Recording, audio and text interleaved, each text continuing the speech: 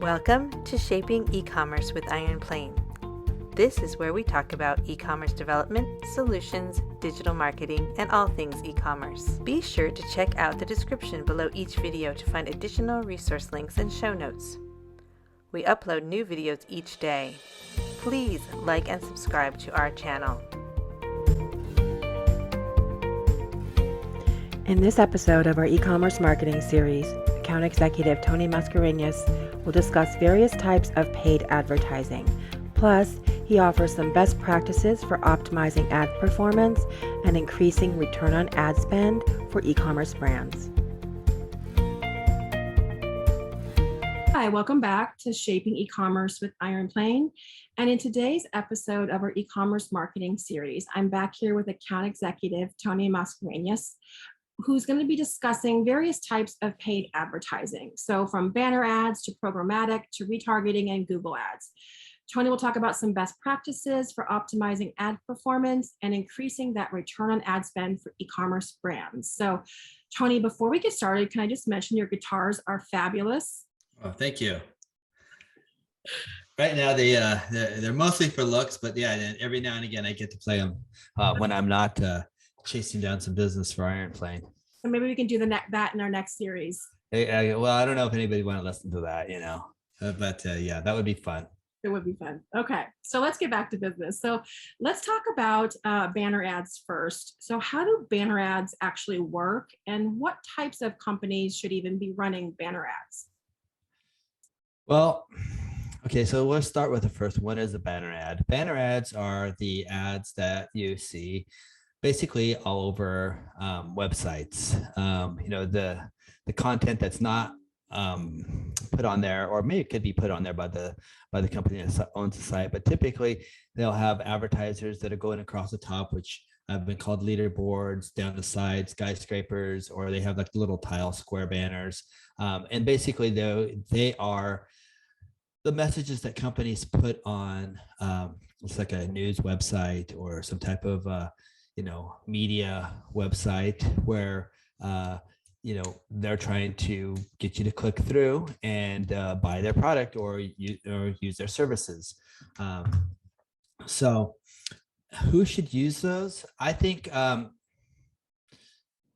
pretty much, again, I think advertising and banner ads do two things for companies. They not only get people to your site, but they bring awareness about your site, about your brand, about your product. So even if that person doesn't click through, they still saw it. So that's called an impression. So a lot of sites and vendors will sell your banner by impressions. So that's one of the measurements. And so, if you get 1 million impressions or 50,000 impressions, that means that banner has shown up on either their site or another site or a whole host of sites. If you're doing like a programmatic or some type of Google banner, it means that the impression means that you've been viewed on some type of a website by your audience that you've chosen. So that's kind of in a nutshell what a banner ad is. Yeah, and I'm definitely one of those consumers that clicks on banner ads when it comes to fashion or shoes or something like that. So typically I click on guitars. So okay. Yeah.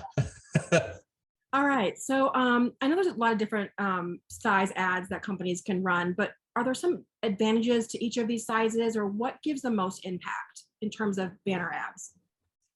Well, I think that impact is by messaging. First off, you got to have something that's not only catchy, but easy to read. It's kind of like a billboard on a freeway. You're only going to get a couple seconds of your audience eye. So you got to make it somewhat attractive and make it simple what they're looking at. What gives the most impact for different banners? Okay, yeah. So the impact on the banners, again, like I said, you can do the images and some simple text, maybe some bigger text, and the placement of the banners is also very impactful. So, if you have, like I mentioned in the last question, the leaderboard across the top, that's going to be something that the reader or the person on that website sees across the top, or, first.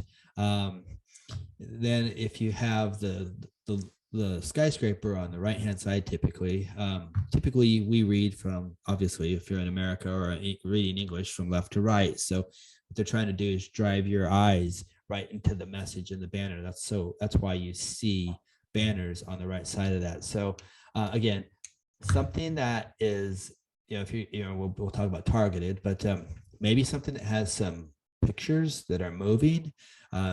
If somebody has had a particular interest in their web searches, then you can show the products that they may have looked at. And so I'll give you an example. It's like if I go to a Guitar Center and I look at a Les Paul or something to that effect,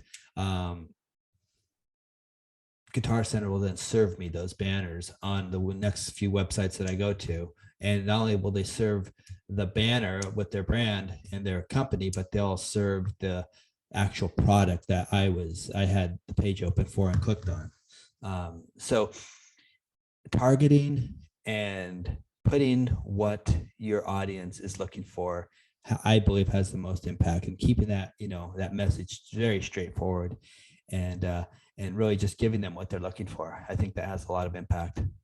That makes sense. And then I definitely know that above the fold is where you want to be, but I didn't realize that that's why they're on the right column. So that's really interesting, the way we read text. That makes sense. So yeah.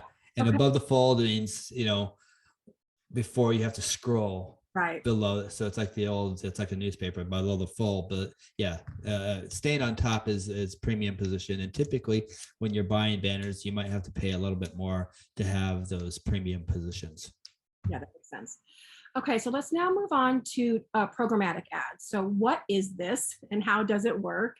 And what are some best practices for brands? Okay, so programmatic ads are the reason you get a watch advertisement after you looked at watches for a while, or you may have that car that you looked at or you Googled. Now it all of a sudden shows up in your in your websites, in maybe if you're going to Facebook or Yahoo or whatever it may be. So Programmatic is a software that uses traffic data to deliver impressions on your banner ads to specific behaviors, times, and locations. And this is delivered on algorithms.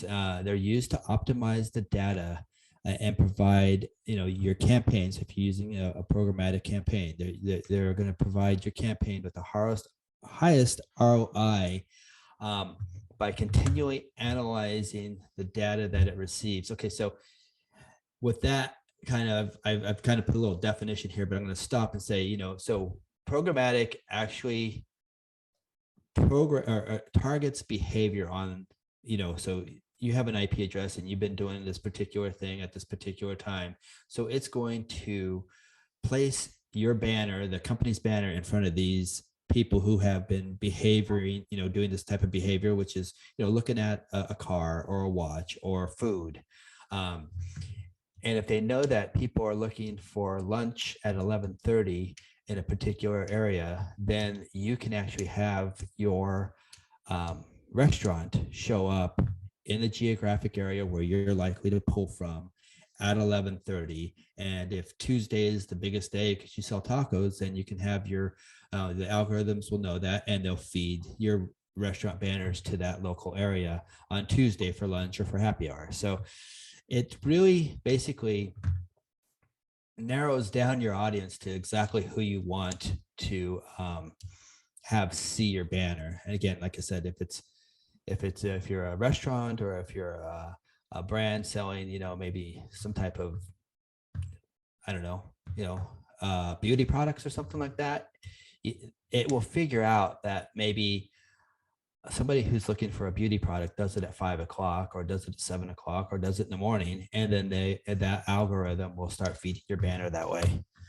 So it's kind of like putting it on autopilot, but it really still needs the human touch. You got to watch and make sure that the click-throughs are the right clients, and that, even though you might be getting clicks, are they actually making it to the shopping cart? And so, you can really drill down, and this could be a whole episode of itself, probably a whole series of episodes on how programmatic and the algorithm works. But that's kind of the real quick overview of what that programmatic advertisement is. So, it's kind of like that weird thing is like, the web knows everything that you're doing. And that's how they were able to serve you the products that you're looking for.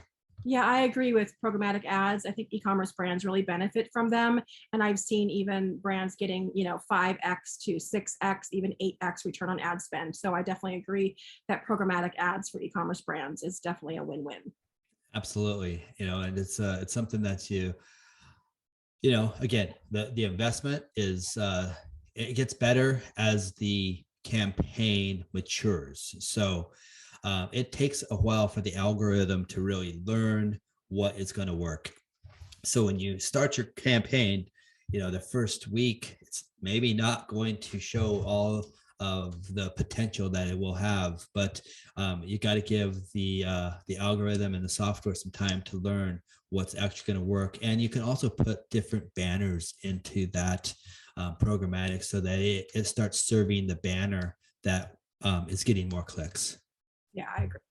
Okay, so let's talk about retargeting ads. And there's also cart abandonment emails. So these type of ads generate a lot of revenue for e-commerce brands. Can you talk a little bit about that? Well, yeah. So retargeting ads are obviously, they retarget you. So if you went onto a website, you looked at it, like I was mentioning with Guitar Center, they just follow me to the next website that I go to and say, hey, you really remember, you're really looking at this particular product. I mean, don't forget about it. And now they can actually follow you for a few days, depending on how much, you want to spend and in retargeting and following that person. Basically, you can do this. It's pretty simple. You can just, you insert a piece of code onto your website. And so when people go onto your site, that piece of code, it's like a pixel, will be placed on their, I think, cookies, I believe, and then you'll be able to serve them up the ads or the products that they were looking at on your site. So then, obviously the ultimate goal is to get them into the cart so that they can purchase. And but if they go to the cart and then they leave without purchasing, that's called a cart abandonment. And at that point, you could serve them with a quick email, depending on, obviously if you have their email, and, maybe make them an offer or an accessory, if they're going to buy this and they can get that, or give them a timely offer, or just a reminder of, that they had left something in the cart. I think we all have had an email show up after you've filled out the form and then you forgot something in your cart. It's just a way to get you back there to, complete the purchase. Yeah, I always put a lot of things in my cart, just waiting for that coupon to come to me to say, hey, yeah, I want it. I've been waiting for you to give me this. It's a good idea. Yeah, you never know, because like there's a lot of sites that even when you click into the cart and as you're exiting the site, they can tell where your cursor is, and if you're going towards the back arrow or the exit of the site, then they'll pop up with a quick discount. Hey, don't if you buy it now, you'll get 10% off. So that's another type of retargeting, I guess, but it's on the site. The retargeting, I think, usually is off site when you've already left and the product follows you around. Okay, so let's move on to Google. I know Google Ads and Google AdWords. How should brands approach these types of ads, and what are some best practices here? Well, Google Ads are the little ads that come up at the top of the page when you do a search, and they say sponsored on them. So you know that I think they actually have a little cursor that says ad on it.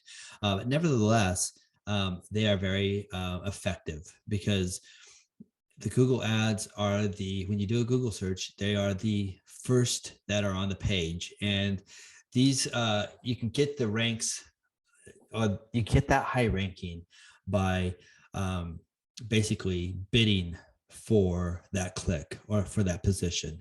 And also Google will do some type of algorithms where if you are more relevant to the search, then you get a better placement. But again, with the bidding of the ads, you can bid for a higher placement or for how many times you show up and so forth. So Google Ads is something that I think is very relevant for most brands.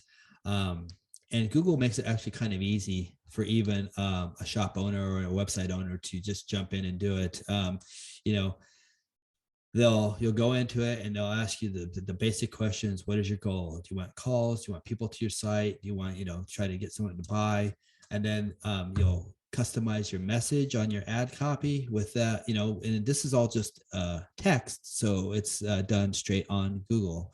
So you can get, along with your advertising goals and your marketing objectives, you can, put together your text, and they offer a variety of ad formats, and they actually help you determine, through their automation, what ad's going to work best for you. So again, an agency knows how to do this blindfolded, but Google does make this pretty, what would you call it?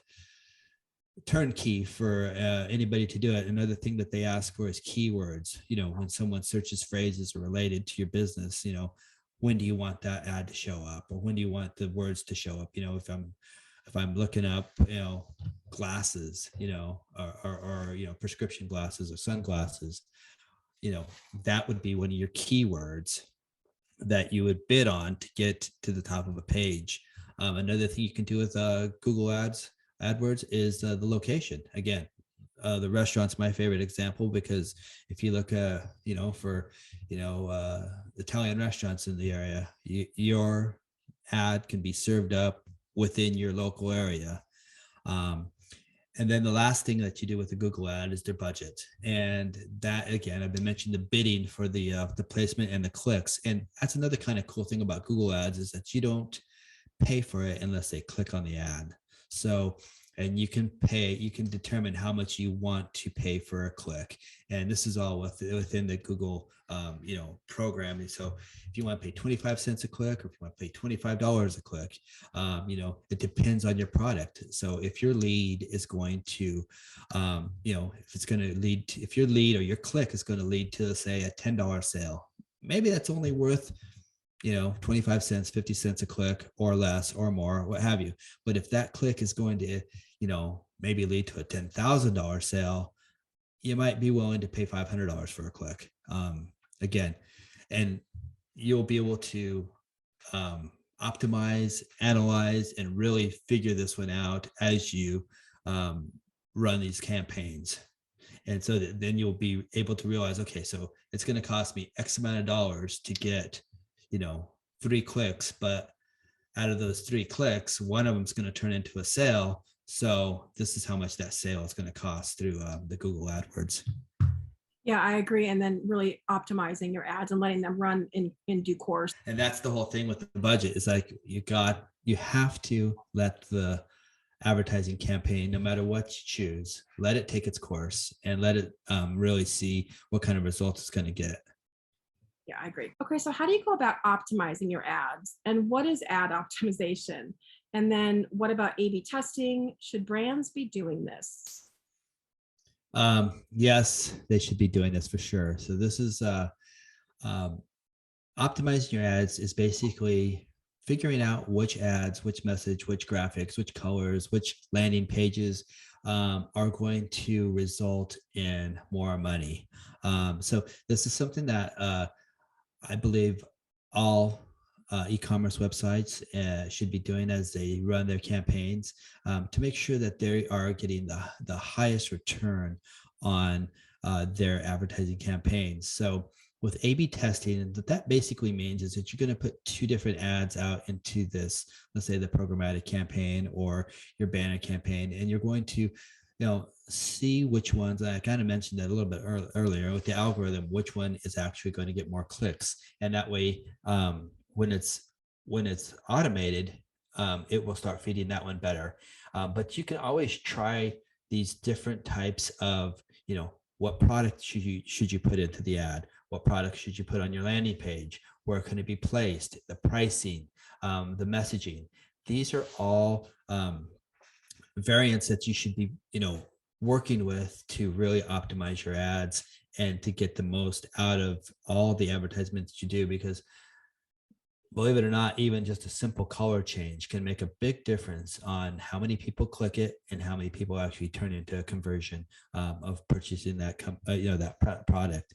There's a lot of different tools out there, and again, every one of these questions could really just be their own episode, and have a slideshow to go into on it. But this is another thing. Like I said, you can go into it, but there's a lot of tools like Hotjar where it shows exactly where people went onto your website.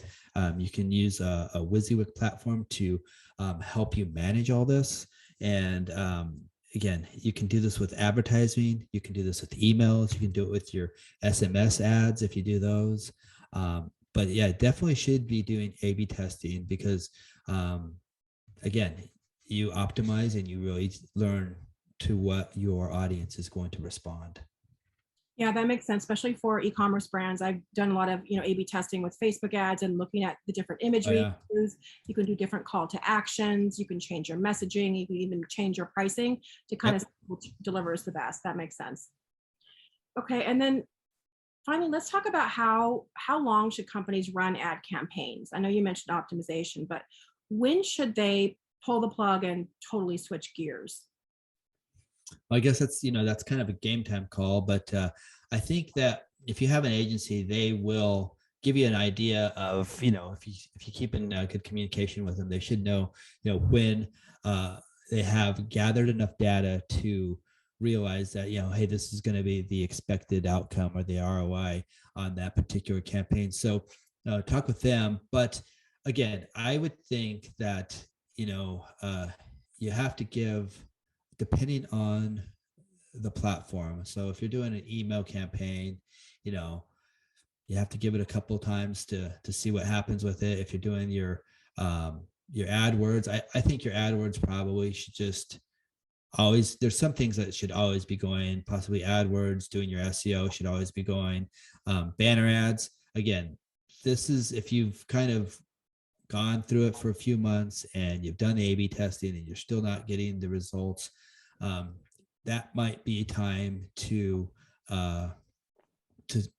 reallocate your advertising campaign. But I guess there's no real magic answer to this. It's just you have to give it some time, and you have to track what's happening so exactly what the campaign's been doing, so you can make those kind of game time decisions. Yeah, that makes sense.